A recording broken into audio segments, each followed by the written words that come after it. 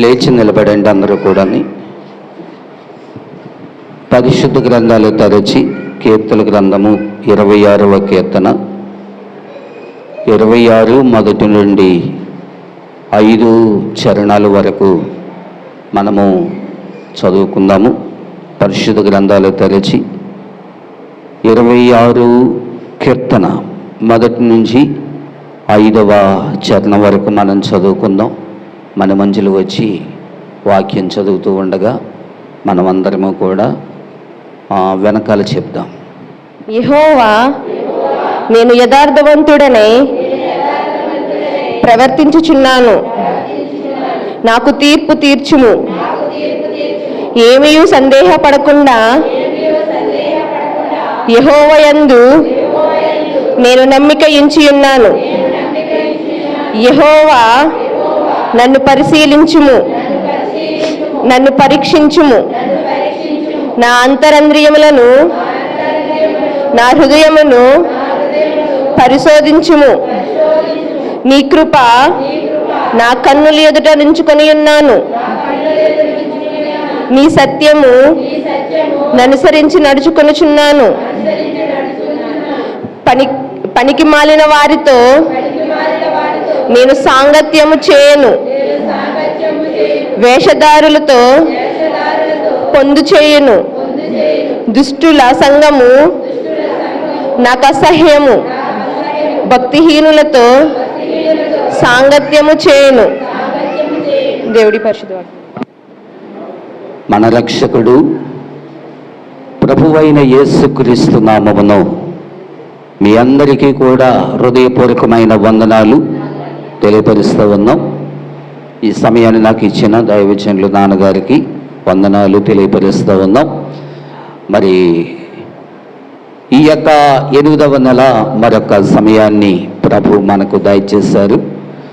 ఈ చక్కటి మరి ఆరాధనలో మనమందరము ఈ రీతిగా మనమందరము కూడా పాలు పొందే అవకాశాన్ని ప్రభు మనకందరికీ కూడా దయచేశారు. మంచిది. రాజైన దావీదు గారు తన అనుభవములో మనము ప్రతి ఆదివారం అనేకమైన విషయాలను మనము నేర్చుకుంటూ ఉన్నాం. అంతేకాకుండా నెలకోటాల్లో కూడా ఆ దావీదు గారి జీవితంలో అనేకమైన అనుభవాలు మనము నేర్చుకుని ఉన్నాం. కనుక ఈ మాటలు మరొకసారి మనము మరి ధ్యానము చేసి దేవుని ఆశీర్వాదాలు పొందుకుందాం.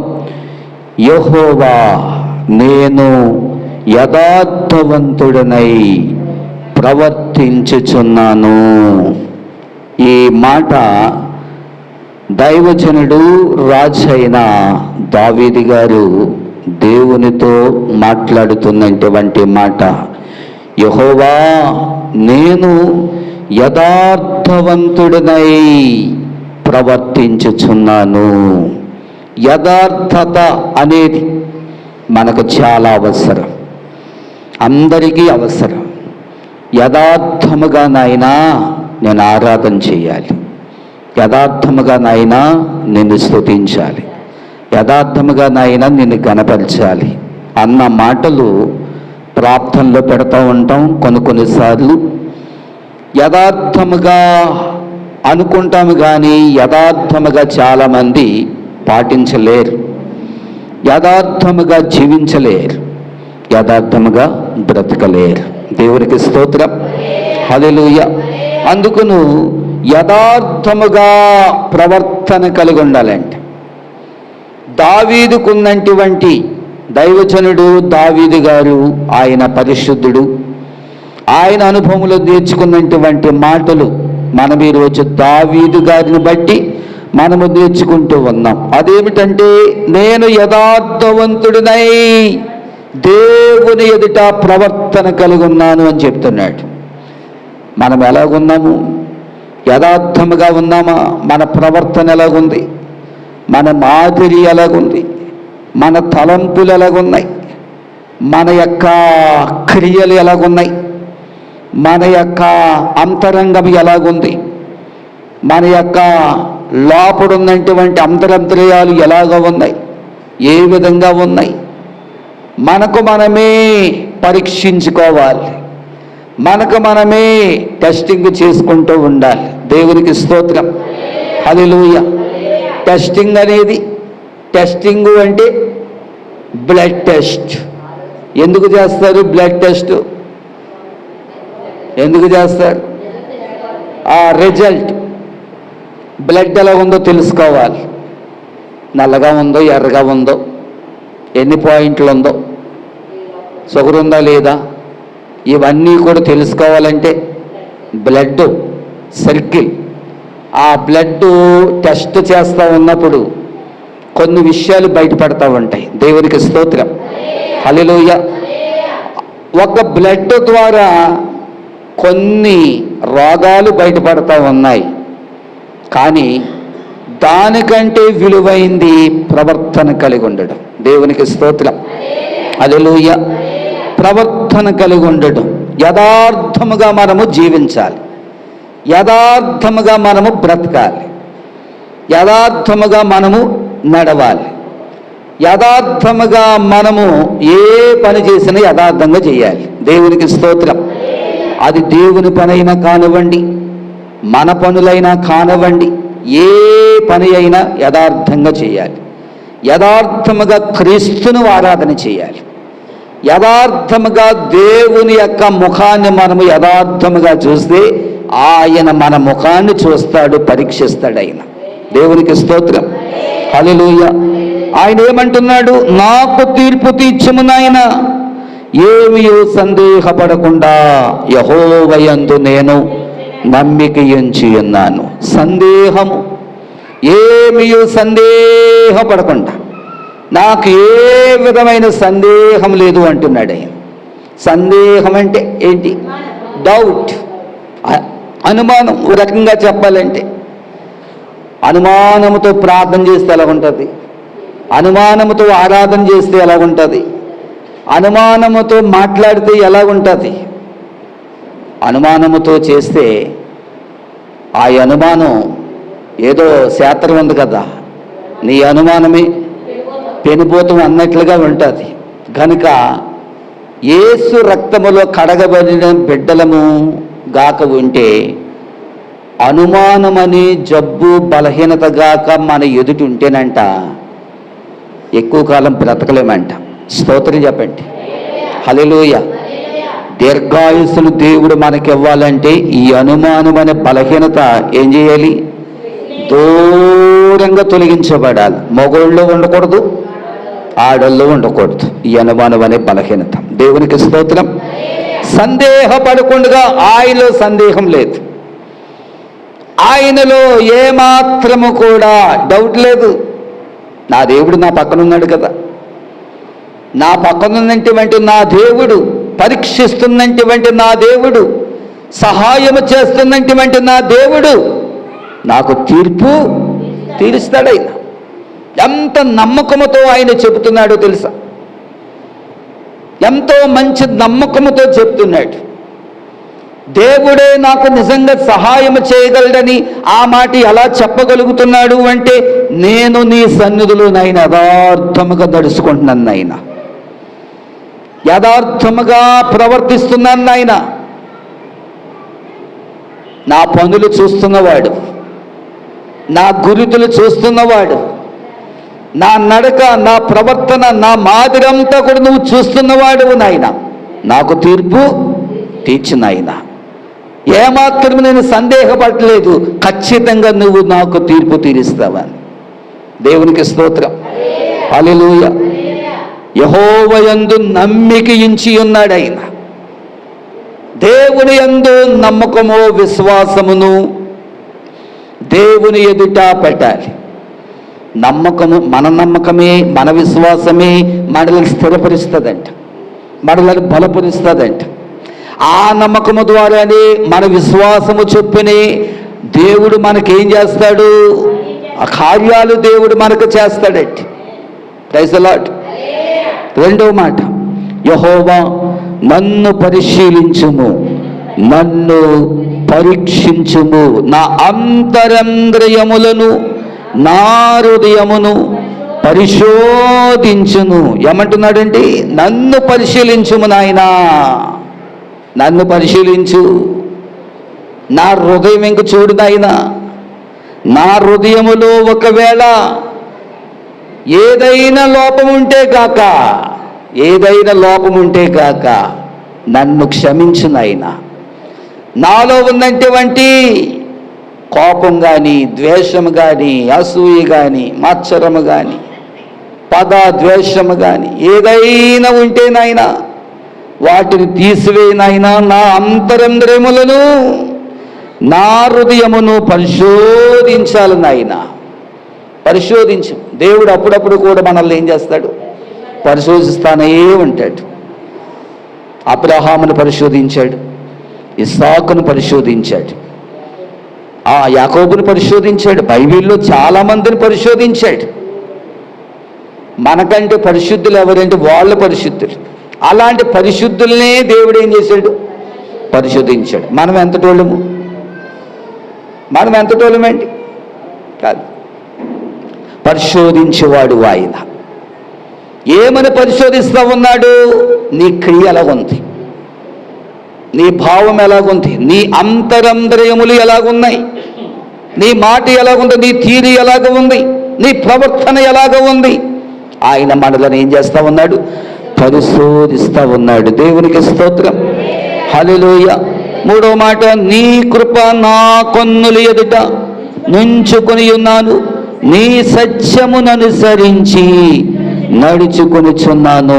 దేవునికి స్తోత్రం, హల్లెలూయా. నీ కృప నా కన్నుల ఎదుట. ఎవరి కృప? దేవుని కృప. కృపనగా దేవుడు ఇస్తున్నటువంటి ఒక ప్రత్యేకమైనటువంటి దయ కృప అంటే. అందుకనే కృప అనే మాట బైబిల్లో చాలా సందర్భాల్లో చూడగలం మనం. కృప చాలా విలువైన మాట, ఎంతో శ్రేష్టకరమైనటువంటి మాట. నా కన్నుల ఎదుట నాయనా నీవిచ్చిన కృప నేను ఉంచుకున్నాను. దేవునికి స్తోత్రం, హల్లెలూయా. నీ సత్యమును అనుసరించి నడుచుకొనిచున్నాను. నాయనా నీ సత్యములోకి వెళ్ళాలని, నిజమైనటువంటి సత్యమనే మార్గములోనికి నేను వెళ్ళాలని నాకున్నటువంటి యేసయ్యా నీ సన్నిధిలో నన్ను కూడా నడిపించమని ప్రభు దగ్గర మనము పాదాలు వేసి అడిగితే గాక దేవుడు అలాంటి సత్యమైన మార్గములో దేవుడు మనలను నడిపిస్తాడు. దేవునికి స్తోత్రం. సత్యమైన మార్గములో మనలను నడిపిస్తూ ఉన్నాడు. ఇంకనూ మనలను నడిపించాలంటే వాక్యములో కానీ, పరిశుద్ధాత్మలో కానీ, పాటల్లో కానీ, ఆరాధనలో కానీ, వర్షిపులో కానీ, మనం క్రమములో ఉండడము కానీ, క్రమశిక్షణ నడవడంలో కానీ, లేకపోతే మన ప్రవర్తనలో కానీ, మన మాదిరిలో కానీ సత్యమైన మార్గములో నడిపించబడాలి. దేవునికి స్తోత్రం, హల్లెలూయా. లోపడంతా కుళ్ళు, ద్వేషం, అసూయ పెట్టుకుని ఆరాధన చేస్తే సుఖమేమన్నా ఉందా? చెప్పండి. ప్రయోజనం ఏమీ లేదు. మన హృదయాన్ని మనం శుద్ధి చేసుకోవాలి. మన హృదయాన్ని మనం బాగు చేసుకోవాలి. ఏ విధంగా బాగు చేసుకోవాలి? వాక్యము ద్వారా శుద్ధి చేయబడాలి. వాక్యము ద్వారా పరిశుద్ధత మనము చేసుకుంటే, ఆయన సన్నిధికి వెళితే దేవుడు ఏం చేస్తాడంట? సత్యమైన మార్గములో నిన్ను నేను నడిపించబోతూ ఉన్నాను అని చెప్తున్నాడు ఆయన. దేవునికి స్తోత్రం. అందుచేత దేవుని బిడ్డలారా, అనేకమైన మాటలు ఉన్నాయి. నా మాటలు నేను ముగిస్తూ ఉన్నాను. అందుచేత సత్యమైన మార్గములోనికి మనము వెళ్ళాలి. అనగా మనకున్నటువంటి మంచి ప్రవర్తన కలిగి ఉండాలి, మంచి వివేకము కలిగి ఉండాలి, మంచి ప్రవర్తన కలిగి ఉండాలి. మనుష్యుల ఎదుట ప్రవర్తన కలిగి ఉండాలి, దేవుని ఎదుట ప్రవర్తన కలిగి ఉండాలి. మన ప్రవర్తన దేవునికి ఎంతో ఇష్టం, మన మాదిరి ఎంతో ఆయనకి ఇష్టం. మన మంచి మాదిరి కలిగి, మంచి ప్రవర్తన కలిగి ఆయన సన్నిధిలో నడిస్తే దేవుడు ఎంతగానో ఆశీర్వదిస్తాడు. అందుచేత నా మాటలు నేను ముగిస్తూ ఉన్నాను. ప్రభు ఈ కొద్ది మాటలు మన వినికిడిలో ఆశీర్వదించి నడిపించును గాక. ఆమేన్. చేతులు పైకెత్తి స్తోత్రాలు చెల్లించుదాం. హల్లెలూయా, హల్లెలూయా. ఈ సమయంలో మణిమంజులు వచ్చి ఒక ప్రత్యేకమైన పాట పాడుతుంది. ఆ పాట అయిన తర్వాత వాక్యంలోకి వెళ్దాం మనం. నన్ను చూచువడా, నిత్యం కాచువడా, నన్ను చూచువడా, నిత్యం కాచువడా, పరిశోధించి తెలుసుకున్నావు, చుట్టూ నన్ను ఆవరించావు. పరిశోధించి తెలుసుకున్నావు, చుట్టూ నన్ను ఆవరించావు. కూర్చుండుట, నిలిచిండుట బాగుగా ఎరిగి ఉన్నావు. కూర్చుండుట, నిలిచిండుట బాగుగా ఎరిగి ఉన్నావు. నన్ను చూచువడా, నిత్యం కాచువడా, తలంపులు తపనయు అన్నీయు ఎరిగి ఉన్నావు. తలంపులు తపనయు అన్నీయు ఎరిగి ఉన్నావు. నడచినను పడుకున్నాను అయ్యా నీ వెరిగి ఉన్నావు. నీ నడచినను పడుకున్నాను అయ్యా నీ వెరిగి ఉన్నావు. ధన్యవాదం యేసు రాజా, ధన్యవాదం యేసు రాజా. నన్ను చూచువడా, నిత్యం కాచువడా, నన్ను చూచువడా, నిత్యం కాచువడా. వెనుకను ముందును కప్పి చుట్టూ నన్ను ఆవరించావు. వెనుకను ముందును కప్పి చుట్టూ నన్ను ఆవరించావు. చేతులచే అనుదినము పట్టి నీవే నడిపించావు. నీ చేతులచే అనుదినము పట్టి నీవే నడిపించు. ధన్యవాదం యేసు రాజా, ధన్యవాదం యేసు రాజా. చూవడా, నిత్యం కాచువడా, నన్ను చూచువడా, నిత్యం కాచువడా.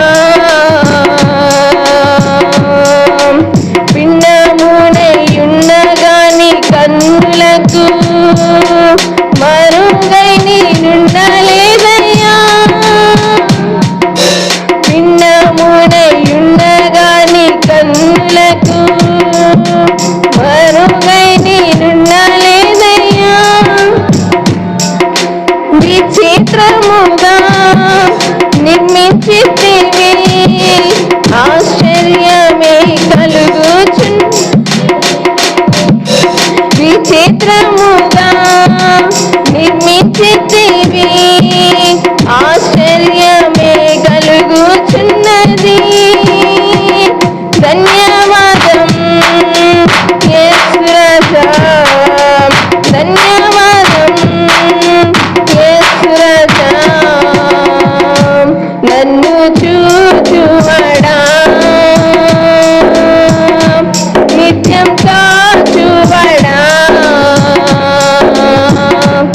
నన్ను చూచువాడా, నిత్యం కాచువాడా, పరిశోధించి తెలుసుకున్నావు, చుట్టూ నన్ను ఆవరించావు, పరిశోధించి తెలుసుకున్నావు, చుట్టూ నన్ను ఆవరించావు. కూర్చుండుట నీ లేచి ఉండుట బాగుగా ఎరిగి ఉన్నావు, నీ కూర్చుండుట లేచి ఉండుట బాగుగా ఎరిగి ఉన్నావు. ధన్యవాదం యేసు రాజా, ధన్యవాదం యేసు రాజా, నన్ను చూచువాడా, నిత్యం కాచువాడా, నన్ను చూచువాడా, నిత్యం కాచువాడా.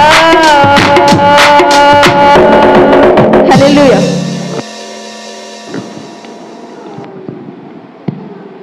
చక్కటి పాట పాడిన మన మంజుల్ని ప్రభు ఆశీర్వదించును గాక.